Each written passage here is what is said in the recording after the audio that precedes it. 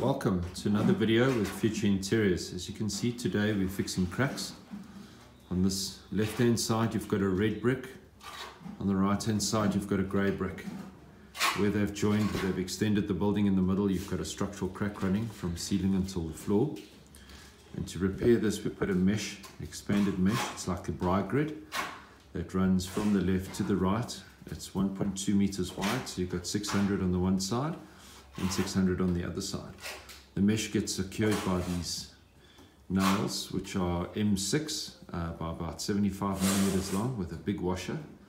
And then obviously they're going to get a lot more nails, and then what we'll do is a skim coat of plaster, and then the final finish would be a rhinolite, like you can see where we've damp proofed at the bottom here. We've got this tanking, what we call. It's a latex slurry with sand and cement, as you can see on my damp proof website. And then the final coat would be a rhinolite, which would finish to the existing surface of the wall.